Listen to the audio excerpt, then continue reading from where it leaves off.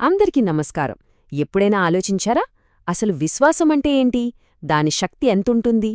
ఈ ప్రశ్నలకు సమాధానంగా భక్తి చరిత్రలోనే ఒక గొప్ప గాథగా నిలిచిపోయిన ఉపమన్యుడి కథను ఈరోజు మనం వివరంగా తెలుసుకోబోతున్నాం.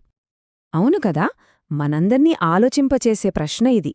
అయితే ఈ ప్రశ్నకు ఒక చిన్న పిల్లాడు, అతని పేరు ఉపమన్యుడు, తన కథతో ఒక అద్భుతమైన సమాధానమిస్తాడు. అతని ప్రయాణం భక్తి యొక్క అసలైన, లోతైన అర్థాన్ని మనకు కళ్లకు కట్టినట్టు చూపిస్తుందన్నమాట. సరే, ఇక కథలోకి వెళ్ళిపోదాం. మన హీరో వచ్చేసి ఉపమన్యుడు, వ్యాఘ్రపాదం మహర్షి కొడుకన్మాట. వీళ్ళొక ఆశ్రమంలో చాలా సింపుల్గా చెప్పాలంటే పేదరికంలోనే జీవిస్తున్నారు. అలాంటి పేదరికంలో ఉన్నప్పుడు ఒకసారి వాళ్ల బంధువుల ఇంటికి వెళ్ళాడు. అక్కడ మొదటిసారి ఫస్ట్ టైం పాలు, క్షీరానం రుచి చూశాడు. అంతే, ఆ టేస్ట్ అతనికి ఎంతగా నచ్చేసిందంటే అదొక తీరని కోరికగా మారిపోయింది.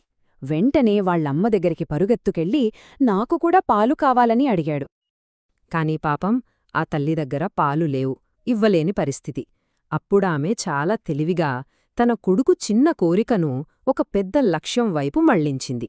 నాయనా, మన కోరికలన్నీ తీర్చడానికి ఆ పరమేశ్వరుడున్నాడు కదా, ఆయన కోసం నువ్వు తపస్సు చేస్తే నువ్వు కోరుకున్నది నీకు తప్పకుండా దొరుకుతుంది అని ఒక దారి చూపించింది.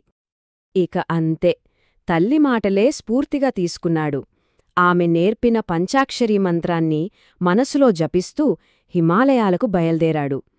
అక్కడ మొదలయింది అతని కఠోరమైన తపస్సు. అతని డెడికేషన్ మామూలుగా లేదు. చూడండి, మొదట కేవలం పళ్ళు తింటూ తపస్చేశాడు. కొన్నాళ్లకి అది కూడా వదిలేసి చెట్లనించి రాలిపడిన ఆకుల్ని మాత్రమే తినడం మొదలుపెట్టాడు. ఆ తర్వాత అది కూడా మానేసి కేవలం నీళ్లు తాగుతూ జీవించాడు. చివరికి ఊహించండి, గాలిని మాత్రమే ఆహారంగా తీసుకుంటూ తన శరీరాన్ని పూర్తిగా మర్చిపోయి ఘోరమైన తపస్సులో మునిగిపోయాడు. అతని సంకల్పం అంత బలంగా ఉందన్నమాట. మరి ఇంత తీవ్రమైన భక్తి దైవాన్ని ఆకర్షించకుండా ఉంటుందా? అస్సలు ఉండదు. కాని ఒక రూలుంది. ఆ భక్తి ఎంత స్వచ్ఛమైనదో నిరూపించడానికి ఒక పరీక్ష జరగాలి. ఇది విశ్వనియమం. ఉపమన్యుడి భక్తిని చివరి అంచువరకు టెస్టు చేయడానికి స్వయంగా ఆ పరమశివుడే దేవతల రాజైన ఇంద్రుడి వేషంలో అతని ముందు ప్రత్యక్షమయ్యాడు. ఇక్కడే కథలో అసలైన ట్విస్ట్ మొదలవుతుంది. ఒక్కసారి ఆలోచించండి, ఆకలితో నకనకలాడుతున్న ఆ పిల్లాడి ముందు మారువేషంలో ఉన్న ఇంద్రుడు ఒక భారీ ఆఫర్ పెట్టాడు. ఎందుకీ పూజలు? ఆ ఈశ్వరుణ్ణి పూజించడం ఆపే, నన్ను పూజించు, నీకు ముల్లోకాల ఆధిపత్యం, సంపద, సకల సుఖాలు ఇస్తాను అని ఒక పెద్ద ప్రలోభాన్ని చూపించాడు. ఇదే అసలైన పరీక్ష. ఆ పిల్లాడి విశ్వాసం ఎంత బలమైనదో ఇక్కడే తేలిపోతోంది. అతను ఇప్పుడు చెప్పబోయే సమాధానం భక్తి అనే పదానికే ఒక కొత్త అర్థాన్నిస్తోంది. ఇప్పుడు చూడండి, ఉపమన్యుడి ముందు రెండు దారులున్నాయి. ఒకవైపేమో ప్రాపంచిక సుఖాలు, పవర్, డబ్బు. మరోవైపు తను ప్రాణంగా నమ్ముకున్న శివుడిపై అచంచలమైన భక్తి. అతని చాయిస్ ఈ రెండింటి మధ్య జరిగే సంఘర్షణకు అద్దం పడుతుంది. ఆ మాటలు వినగానే ఉపమన్యుడికి కోపం కట్టలు తెంచుకుంది. ఆపు! నా స్వామిని నిందించే మాటలు నేను వినను. నీనుంచి నాకేమీ వద్దు. నీవు ఇచ్చే ఈ సామ్రాజ్యం కంటే శివుడి దయతో ఒక చిన్న పురుగుగా పుట్టడమే నాకు 1000 రెట్లు నయం అని గట్టిగా చెప్పేశాడు. ఆ ఒక్క మాట చాలు అతని భక్తి ఎంత స్వచ్ఛమైనదో, ఎంత బలమైనదో అర్థం చేసుకోడానికి. సరే, ఫైనల్ టెస్ట్లో పాస్ అయ్యాడు. ఇక తన అచంచల విశ్వాసానికి ప్రతిఫలం అందుకునే సమయం వచ్చేసింది. అతని ఎదుర్చూపులు ఫలించబోతున్నాయి. ఉపమన్యుడి సమాధానం విన్న పరమశివుడికి ఆనందానికి అవధుల్లేవు.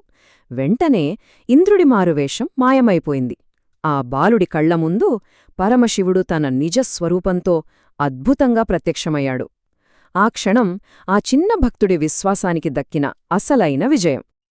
ఆ రూపం ఎలా ఉందంటే, 1000 సూర్యులు ఒక్కసారిగా ఉదయించినట్లున్న కాంతితో, తలపై నెలవంకతో, చేతిలో త్రిశూలంతో, పక్కనే సాక్షాత్తు పార్వతీదేవి. అది కేవలం ఒక దర్శనం కాదు, మొత్తం విశ్వం యొక్క నిజస్వరూపం ఆ పిల్లాడి కళ్లముందు నిలబడింది. శివుడిచ్చిన వరాలు చూస్తే ఆ పిల్లాడి చిన్న కోరికకు ఎన్నో రెట్లు ఎక్కువ. అతనడిగిందేంటి? ఒక గ్లాసు పాలు. కాని శివుడు ఏకంగా ఒక పాల సముద్రాన్నే ఇచ్చాడు. అంతేకాదు, అతన్నొక గొప్ప ఋషిగా మార్చే జ్ఞానాన్ని ఇచ్చాడు. పుట్టుక మరణం అనే చక్రం నుంచి విముక్తినిచ్చే అమరత్వాన్ని ఇచ్చాడు. అన్నింటికన్నా ముఖ్యంగా తన సొంత కొడుకుగా స్వీకరించి తన కుటుంబంలో స్థానం కల్పించాడు. సో ఈ కథ మనకు నేర్పేదేంటంటే అనన్య భక్తి అనే ఒక గొప్ప కాన్సెప్ట్. అంటే ఏంటంటే ఎలాంటి సిచ్యువేషన్లో అయినా మనల్ని డిస్ట్రాక్ట్ చేయడానికి ఎన్ని ప్రలోభాలు వచ్చినా సరే మనం నమ్మిన దారి నుంచి పక్కకు జరగకుండా ఒకే లక్ష్యం మీద మనసు పెట్టడం అన్నమాట. ఉపమన్యుడి కథ దీనికి పర్ఫెక్ట్ ఎగ్జాంపుల్. మరి 1000 ఏళ్ల నాటి ఈ కథ నుంచి మనం ఏం నేర్చుకోవచ్చు? మన జీవితంలో మనం పెట్టుకున్న లక్ష్యాల మీద, మన పనుల మీద మనకు ఇంతటి ఏకాగ్రత, ఇంతటి నిబద్ధత ఉన్నాయా? ఒక్కసారి ఆలోచించండి.